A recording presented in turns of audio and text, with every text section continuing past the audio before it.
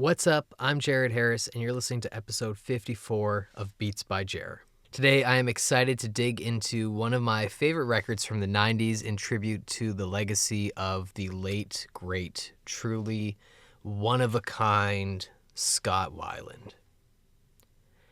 As always, today's episode is brought to you by Dropout Entertainment. 10 years ago, on December 3rd, 2015, Scott Weiland passed away.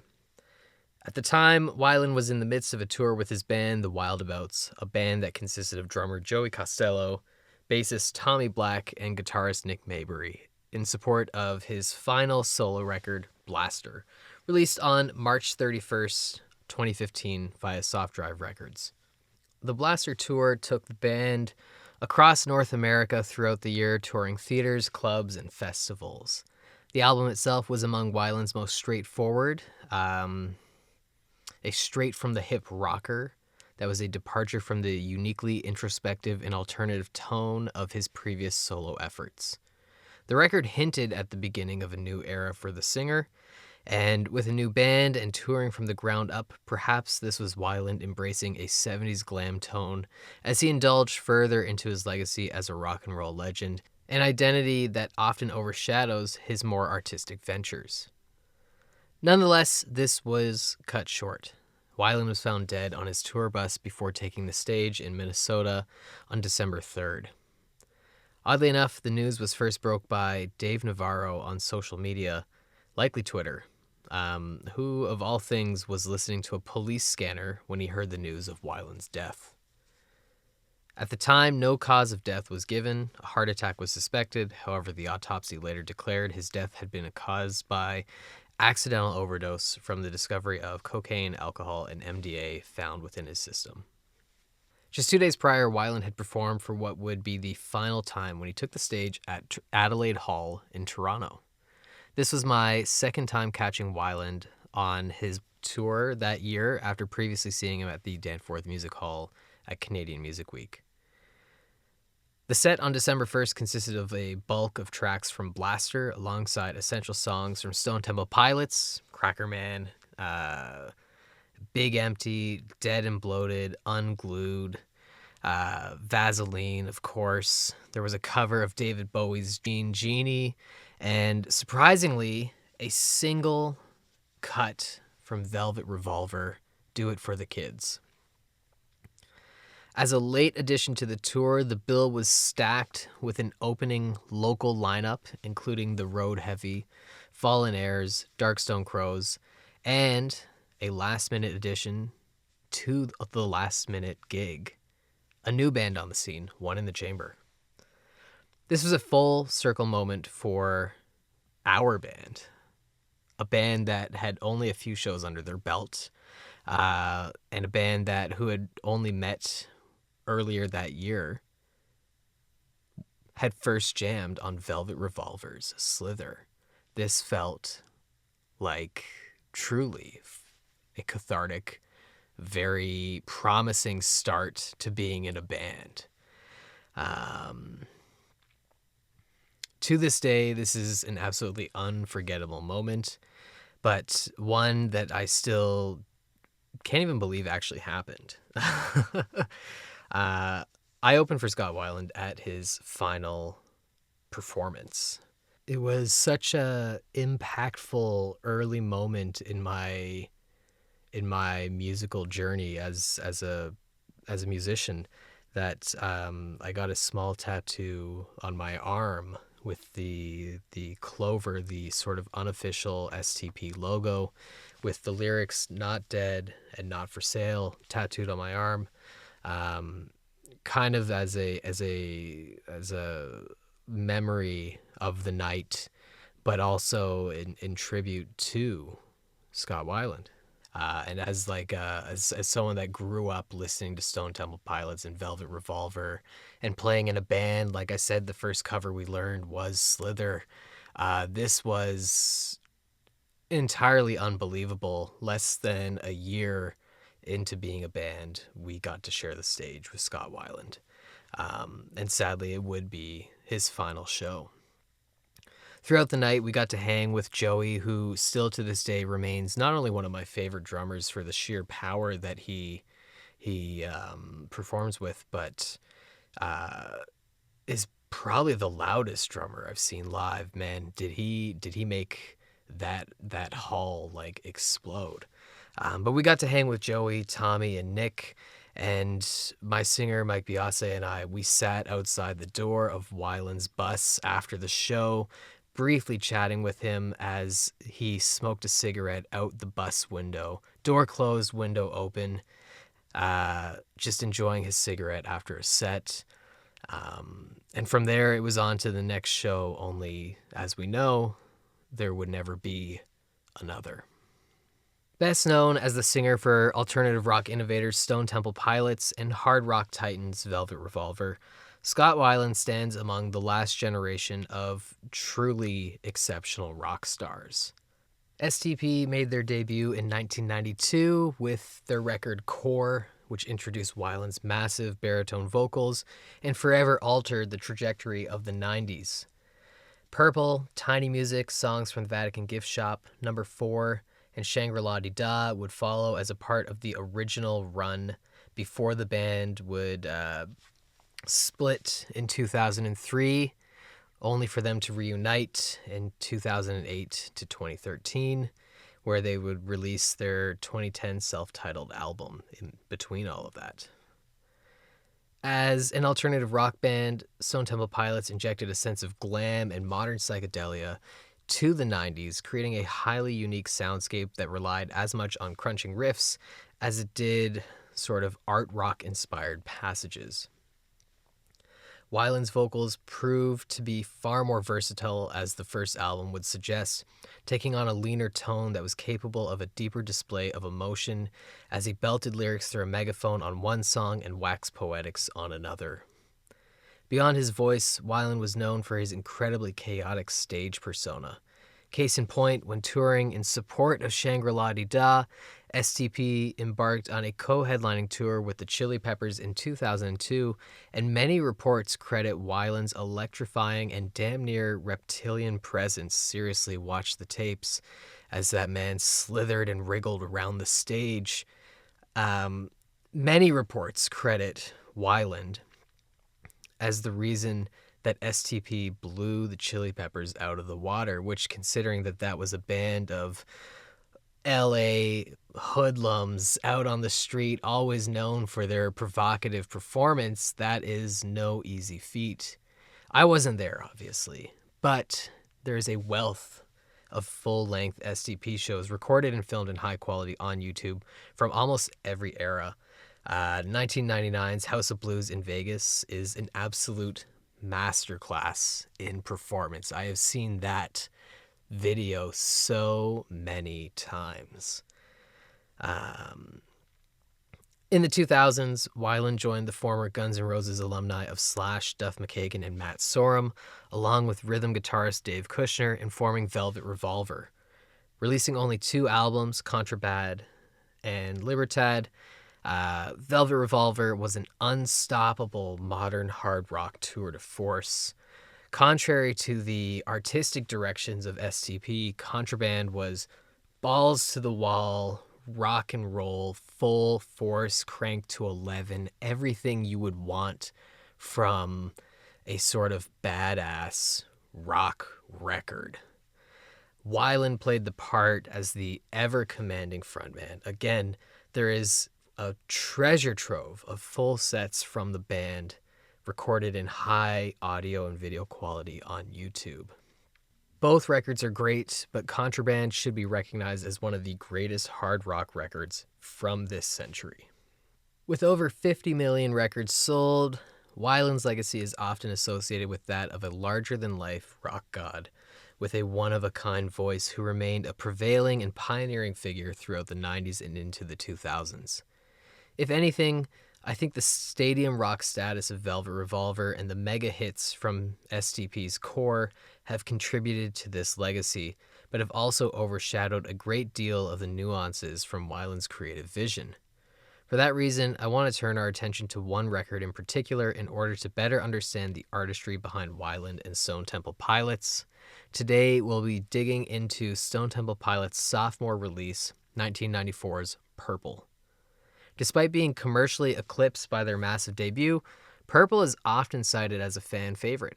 In fact, the massive commercial success of Core and the criticism the band received because of it directly influenced the sound and direction that Stone Temple Pilots would take on Purple, a drastic departure from the expectations they established on their incredible debut. To understand the full artistic significance of Purple, we first have to look at Core to understand the context of what made this sophomoric attempt such a triumphant pivot. Signed to Atlantic Records, Core was recorded in May of 1992 and was released on September 29th of that year. Core was produced by Brendan O'Brien, an at the time up-and-coming producer who had previously engineered and mixed records for Temple of the Dog, Red Hot Chili Peppers, and the Black Crowes, among others, and was well on his way to becoming among the biggest producers of the decade, largely for his work with Stone Temple Pilots, and later Pearl Jam and Rage Against the Machine, and eventually Audioslave as well.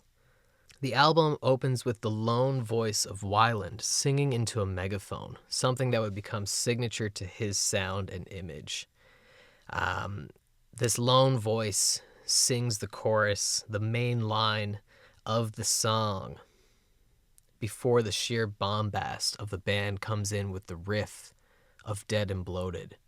It's a powerful opening, a song that nobody's heard from a band nobody's heard the first track of the album. It's captivating. There's chills as you hear that megaphone vocal for the first time. It's such a brazen way to open the record, the debut record from anyone. It has a chilling delivery before the band unveils one of their heaviest and sludgiest tracks that they'd ever record. The onslaught continues with Sex Type Thing, the album's lead single, and another massive riff-heavy song, while other singles, Plush and Creep, demonstrated some degree of range to the band. Fan favorites of Wicked Garden and Cracker Man were largely in the vein of the opening two songs. Core was a heavy record with a really dark tone to it. This is present in both the writing and the performance. Without a doubt, it remains the heaviest and darkest moment in their discography. Core sounds like a band indulging in their darkest of fantasies, with a fully formed sound baring their teeth, leaving nothing to chance, with a hyper-masculine, aggressive collection of songs. It's a fantastic record, and while I love Purple so much more, right, you cannot deny the massive songs, the main songs, the singles, and more that Core has. You cannot deny the power that STP weld on that record, and those songs are so fantastic. And for everything that I will praise Purple for being in antithesis to Core, that should not take away from what Core is. All this to say, upon its release, Core remains perhaps the most polarizing debut album of all time. Hard to imagine now, given how successful the band would become and given Weiland's legacy.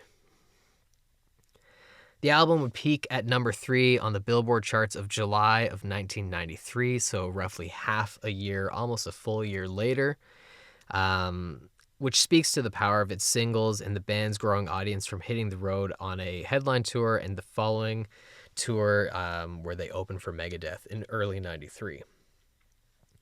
Despite this, the press chose not to cover the record initially, thinking little of it. As the band grew in popularity in the live arena, the reviews started to come in with very few being positive. Rolling Stone gave it 3 stars, while Spin dropped a score of 4 out of 10, and Q gave it a single star. Further demonstrating the divide between the media and the fans, in the year-end wrap Rolling Stone named Stone Temple Pilots as the worst new band of '92, while the Readers' poll saw them take the fan vote for Best New Band. Stone Temple Pilots received further criticism for Sex Type Thing, with Entertainment Weekly calling the song the Mike Tyson's rape defense transcribed into grunge rock. Other outlets condemned the band for having a lack of a lyrical perspective present within the song, leaving the message muddy and dubbing it a pro-date rape song, despite Weiland, as he would confess later, having written the song regarding power dynamics present as the victim of sexual assault. In conjunction to this, we cannot forget that Core was released roughly a year out from Nirvana's Nevermind. Grunge, as the media had dubbed it, by this point was no longer a little-known secret among the Seattle scene. The Big Four, Soundgarden, Nirvana, Alice in Chains, and Pearl Jam, had all released landmark albums that denounced the hair metal of the 80s and declared the course the genre of rock would take for coming years. As such, what was applauded for its originality and standing as the sound of the counterculture was globally commodified by consumers and creators alike. We can look at grunge in waves, with the first wave tracing underground and small record label releases from primarily Seattle-based bands in the mid to late 80s, culminating with Nevermind in 1991. Second wave grunge is purely seen through a post-Nirvana, post-Nevermind lens, and by no means is this a bad thing, but we have to respect the fact that at this point, all eyes were on grunge. The first wave was exceptionally influential, and as seen through the second wave, which I would argue goes from 1992 to 1997, is a wider interpretation to this. It is the third wave that starts to get a little dicey when the corporations really step into things in full force, chasing the sound of the beginning of the decade and popularizing it to the masses, often by distilling it to the lowest common denominator, without consideration for the underground ethos that made grunge so appealing in the first place. Case in point, we have Woodstock 99. More on the third wave of grunge in a minute, though.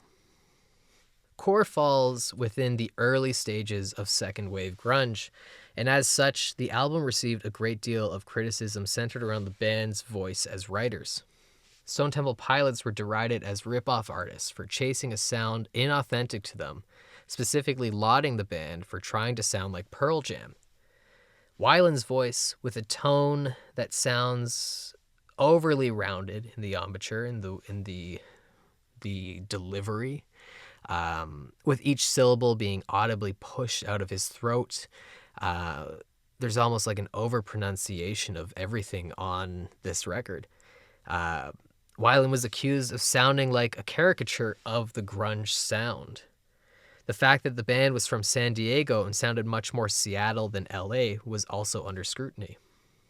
Between this and the super aggro and perceived misogyny of Sex Type Thing, the band was largely written off as dumb bro rock, something which unfairly overlooked the subtle and nuanced influences underneath the riffs of Core, elements that hinted at more than what the band on the surface was letting on.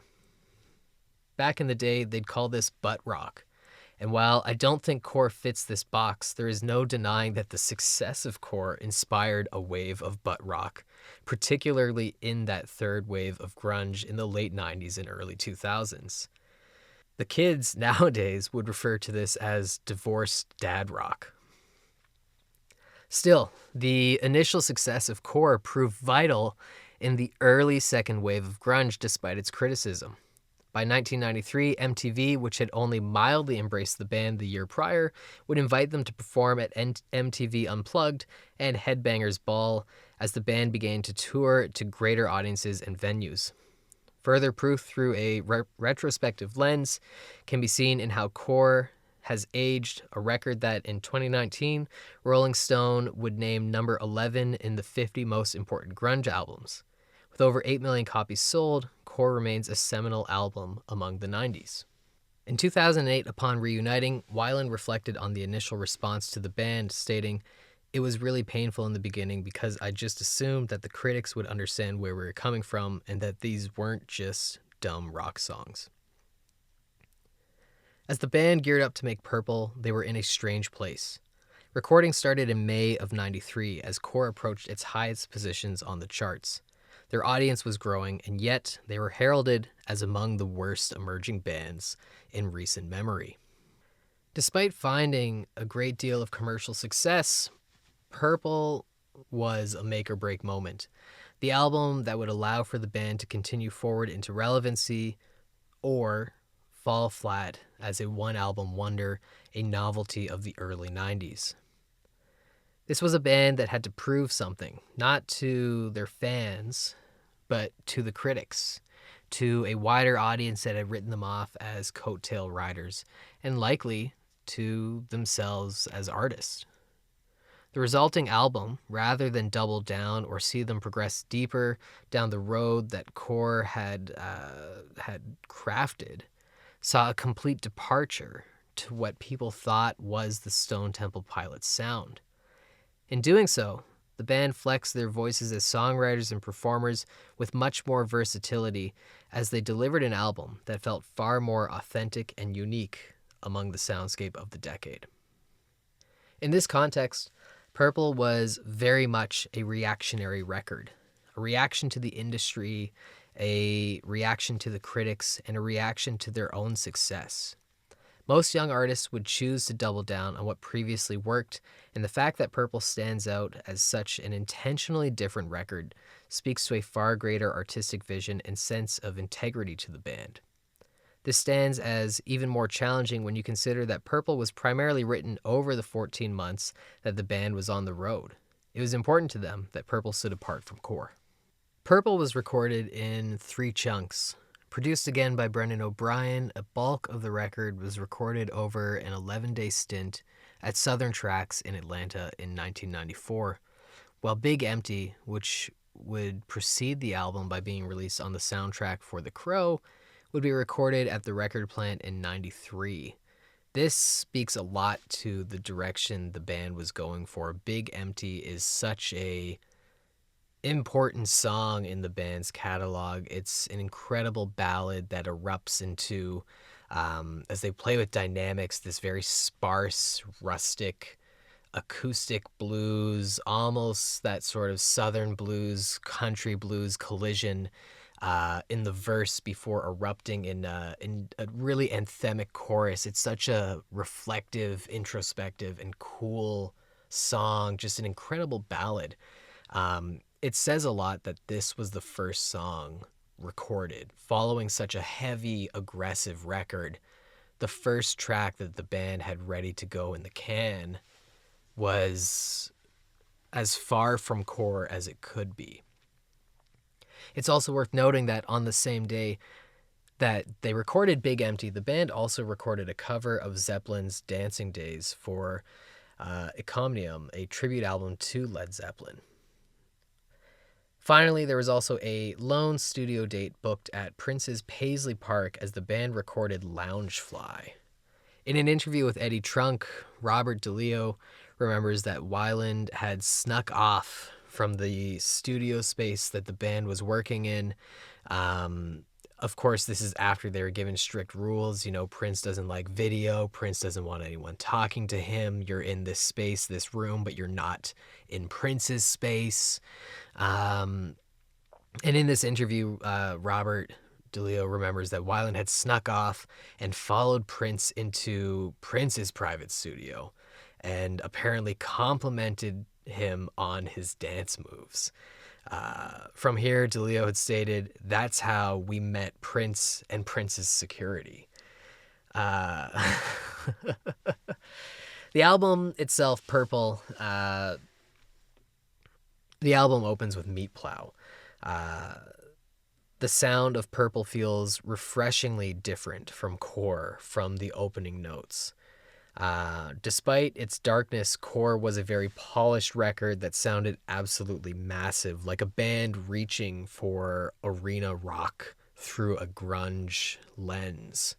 However, as the riff of Meat Plow stumbles out of the stereo, it's so much more immediately clear that this is a much more gritty, almost live sound to the band. It feels like there's a lot of bleed between the guitars and the bass and the drums and the vocals. It feels much more, much tighter um, in the production, a little looser in the arrangements, which kind of works to an interesting effect. But in terms of the sound, it feels much tighter. It feels almost a little claustrophobic how like close everything is in the mix. Despite its intricacies, Purple feels much more intimate because of the mix, almost like it's unfolding before you in the same room rather than sounding like a take on arena rock. Meat Plow demonstrates a sonic shift not only in its production, but through its use of a far less flashy riff and through a sludgy mid-tempo feel, signifying a performance shift beyond the sounds of the first album.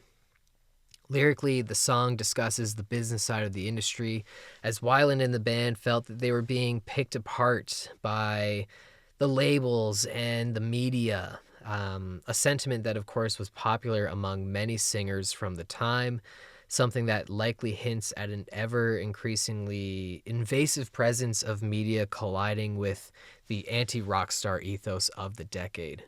This lyrical theory is supported by Robert DeLeo, which in itself supports the idea that STP was, in fact, a foundational second-wave grunge band, an era defined by the infiltration of corporate interests in alternative music, but still having that early decade integrity and kind of shunning away from those exterior forces, unlike third-wave grunge.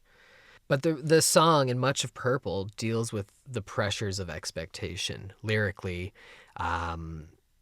Right? It would be so much easier for a band to deliver core to Electric Boogaloo, but certainly given the first record's success, the industry probably hoped for the same, right? Their label probably hoped for the same, which is to say that the band had previously reported having a great level of creative freedom during the making of Purple with minimal label oversight. Atlantic didn't want to interfere with the process, but I'm sure there were conversations about making a follow-up to Core that felt in the veins of Core, felt familiar to what the band was onto in that first round. Following Meat Plow, the album picks up with Vaseline, a song driven by a 3/4 polyrhythmic riff built on just 2 notes that takes 4 bars to resolve, set atop the drone of an acoustic guitar, a little jangly acoustic guitar, and featuring an explosive chorus and some pretty sick drums from Eric Kretz. While among their biggest hits and, in hindsight, an obvious choice for a single, reflecting on the composition of the track and its displacing riff makes it a bit more of a curveball when compared to other selections on the record. Still, a solid rock banger that, like Meat Plow, makes an effort to distance itself from the riff-heavy tone of the predecessors. As I said, Vaseline is a 2-note riff that plays with rhythmic dissonance, rhythmic displacement, and something like that would never have flown on Core. Lyrically, the song doubles down on the ideas introduced on Meat Plow, with Weiland expressing the feeling of being trapped and stuck under a microscope through the lens of the media, while also exploring his growing dependency on heroin. By comparing himself to a fly stuck in the Vaseline, struggling to break free, he is recognizing the impact of his own substance abuse amid the instability of his own lifestyle, and is also probably reflecting on how it's becoming a bit of a spectacle for those to watch rather than to actually offer a helping hand to free him from the petroleum goo. On VH1's Storytellers series, Weiland stated that it was about feeling like an insect under a magnifying glass. Robert DeLeo told Music Express that it also dealt with the feelings of how the band was being delivered to the media, and Weiland would later state in his autobiography, Not Dead and Not for Sale, that Vaseline was penned about his drug habit. Specifically, he stated, "It's about being stuck in the same situation over and over again. It's about me becoming a junkie. It's about lying to Jania, Weiland's first wife, and lying to the band about his heroin addiction. This is something that is explored to a great degree lyrically throughout Purple. One of the biggest singles, Interstate Love Song, follows this theme as Weiland recounts lying to his fiancée and band regarding his heroin use while on the road, set over a country twinge pop rocker. As Weiland's dependency grew, so too did a rift between him and the rest of the band, a theme that would only continue to plague them for the rest of their careers. In a conversation with Blender, Weiland remembered, "It was creatively the best experience we could have had, but on a communication level, it wasn't the greatest. The camaraderie wasn't there the way it had been on the first record." If any further evidence is needed in understanding how tied Purple is to drugs, the artwork was a recreation of a stamp that was found on a packet of opium that Weiland had purchased. Musically, there is much to Purple that demonstrates Stone Temple Pilots as a band of visionaries and as artists that go beyond the perceived quote-unquote butt rock of the first record. Ultimate Classic Rock has gone on to name the album a psychedelic grunge opus. And while there is something grungy to Purple, perhaps through the dark tone and the gritty mix, there is very little about this record that connects it with the work of STP's contemporaries. In a post-Nevermind era, Alice in Chains went more metal on Dirt. Nirvana and Pearl Jam went more punk on In Utero and Verses, respectively. Soundgarden went far more compositional on Super Unknown, but Stone Temple Pilots went much more alternative on Purple.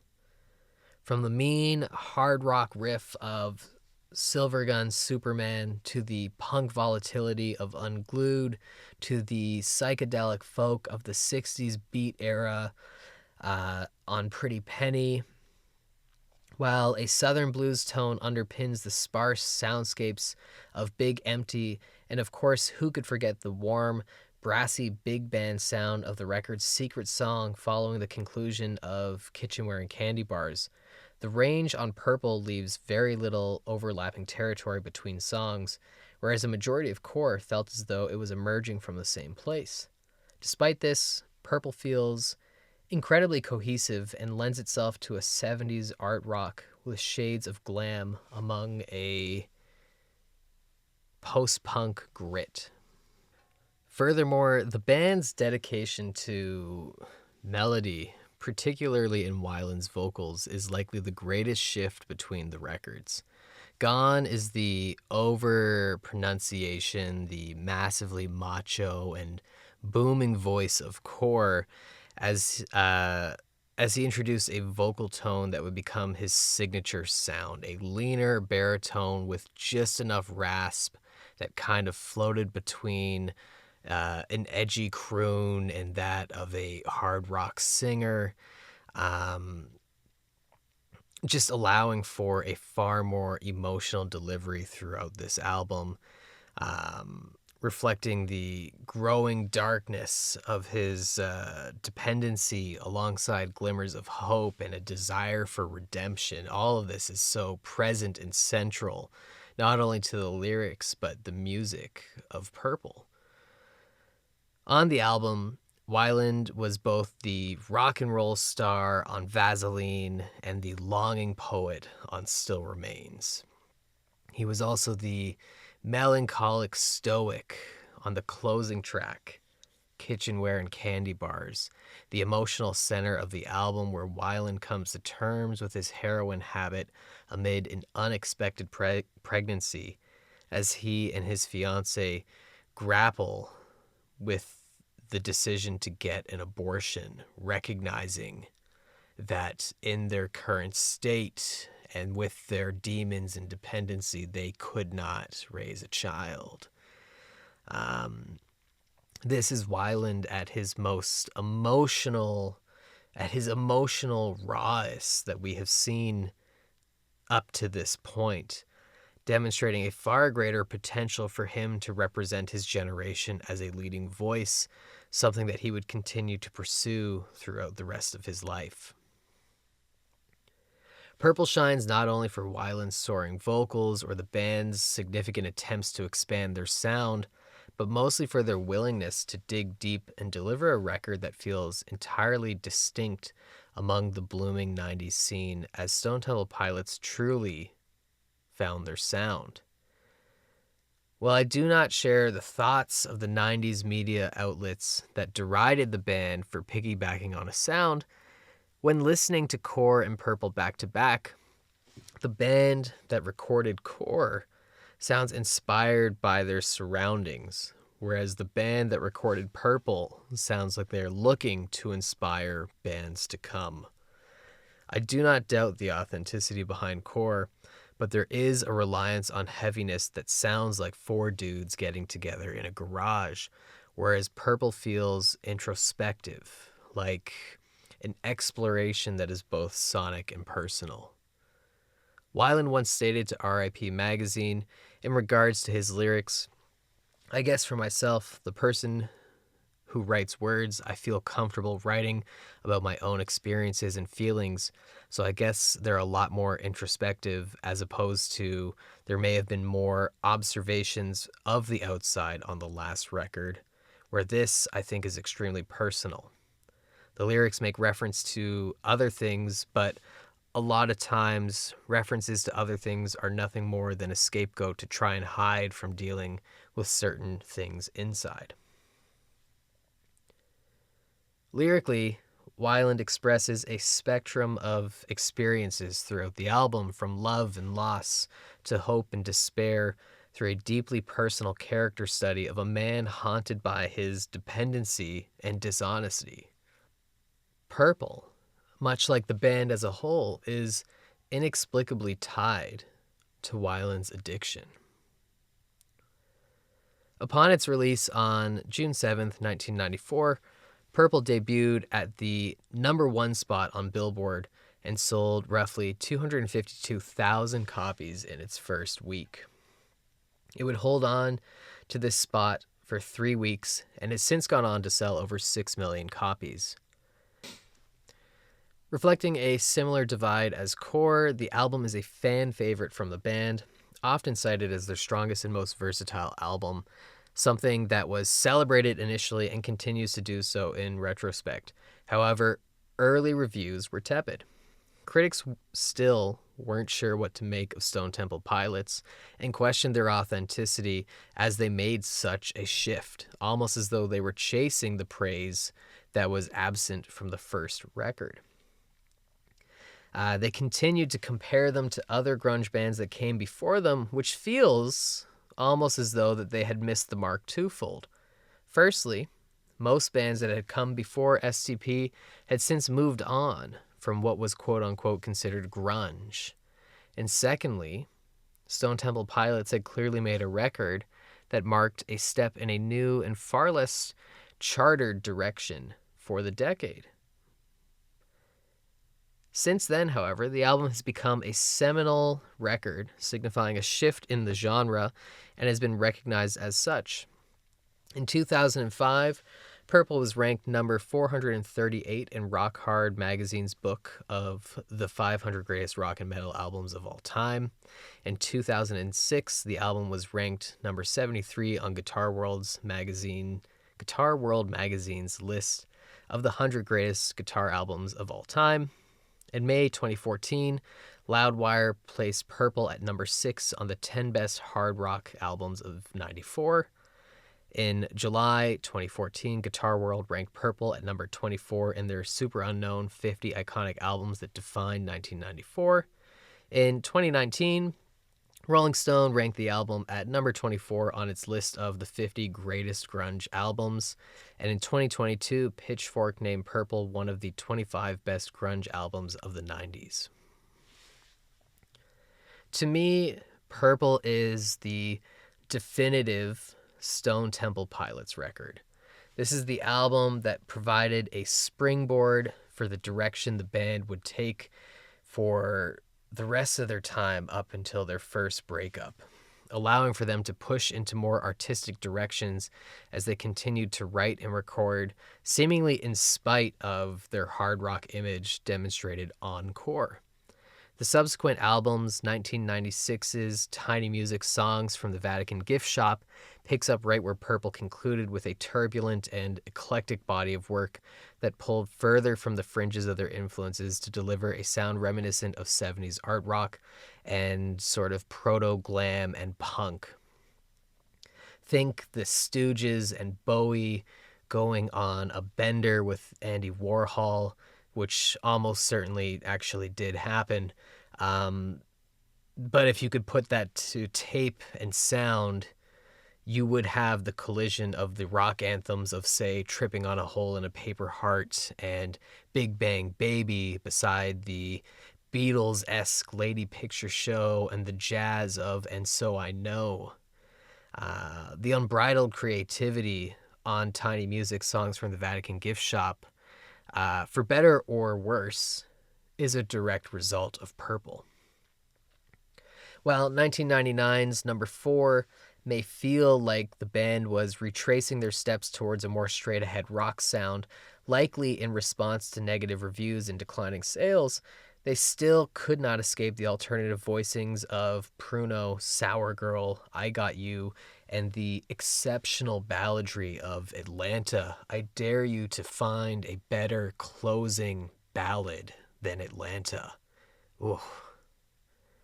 If anything, it is the final album of their original run, Shangri-La-Di-Da, released in 2001, that is the complete spiritual successor to Purple, as the band embarked on a deeply personal journey that expressed the state of the mental health of both Weiland and his wife in an emotionally raw record soundtrack to an alternative and largely acoustic soundscape.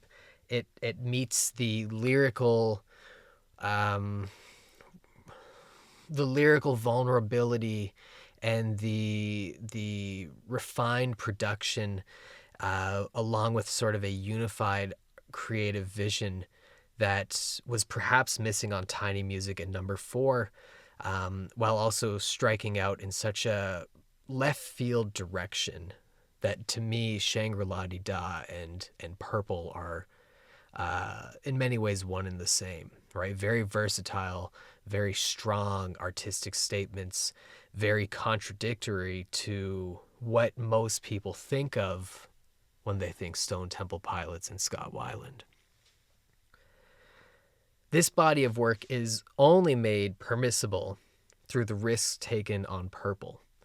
Were it not for the success of their sophomoric release, it is not hard to imagine the band fizzling out after a few more riff-heavy endeavors, each less inspired than the last. While the story of Stone Temple Pilots is one of tragedy and suffering, it is also the story of rich, vast artistry and creative risk, of going against the grain of not only the industry and audience expectations, but the shadow of one's own legacy.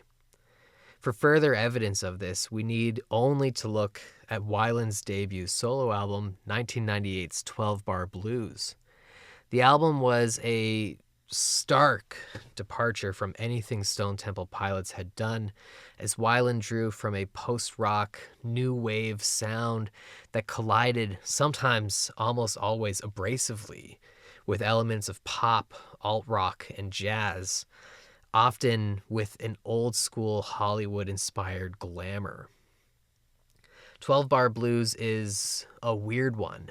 It's introspective, it's vulnerable, it's challenging.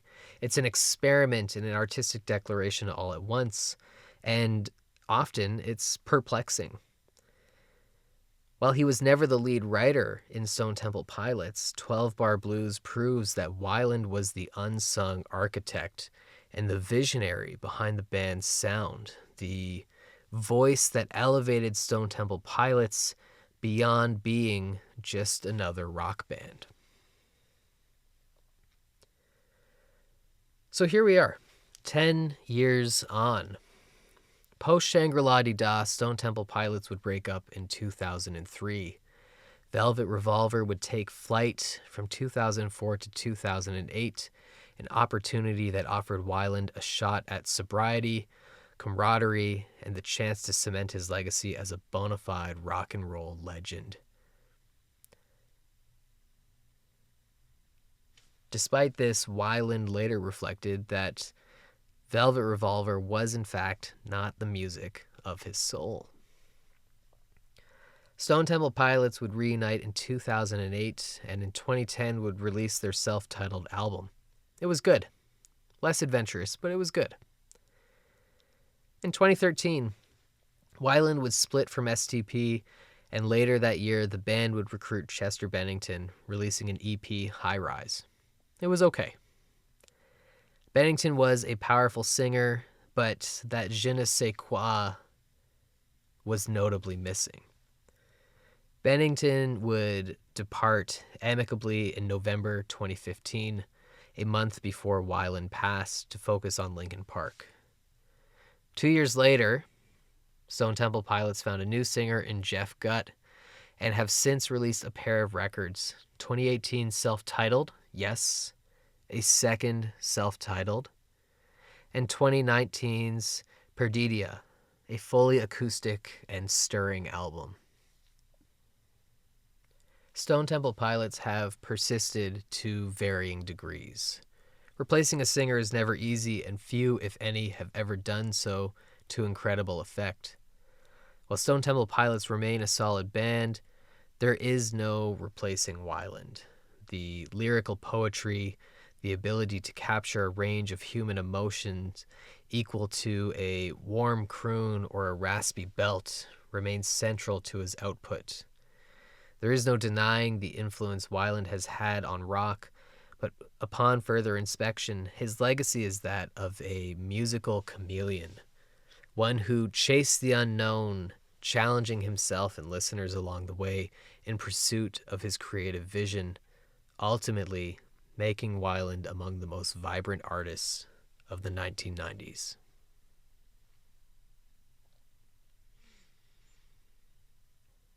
Thank you for joining me for episode 54 of Beats by Jer.